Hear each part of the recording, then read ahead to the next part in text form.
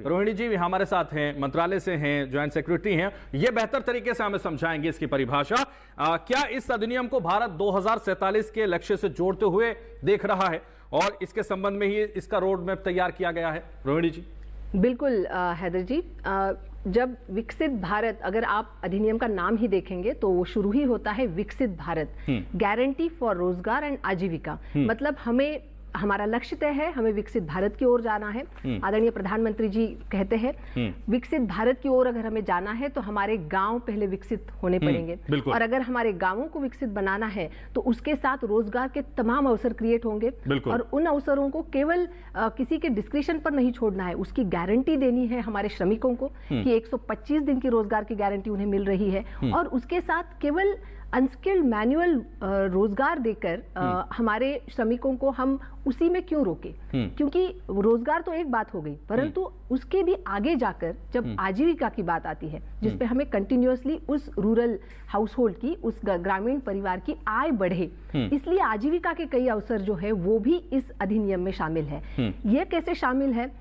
तो अगर आप कामों के जो प्रकार है, इसमें जो टाइप्स है वो अगर देखेंगे तो आप सबसे पहला टाइप देखेंगे वो है जल संधारण के काम। जल है तो कल है। पानी के संधारण के काम हमारे गांव में बहुत बहुत जरूरी है, क्योंकि हमारा किसान भी हमारे गांव में बसता है। तो पानी के संधारण के काम एक पहली कैटेगरी है। दूसरी कैटेगरी अगर आप देखें तो वह है ग्रामीण अवसंरचना, जिसकी आपने कई बार जिक्र किया है हैदर जी, कि एक गांव को विकसित गांव बनाने के लिए जिन 25 चीजों की, 25 तो एक इंडिकेटिव नंबर है, एक गांव को विकसित गांव बनाने के लिए जिन चीजों की जरूरत है उनको अगर आप देखें कि एक पक्की सड़क हो।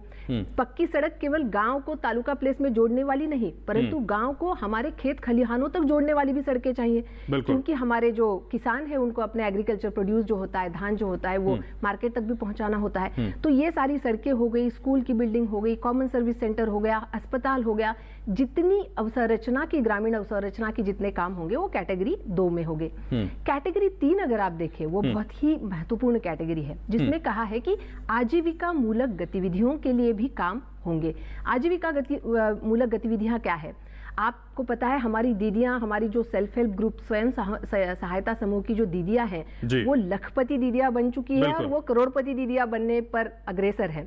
उनको बड़े उद्यम करने की अब उनमें हुनर है। वो उद्यम करने के लिए उनको तालुका या जिला स्तर पर जाने की जरूरत क्यों पड़े?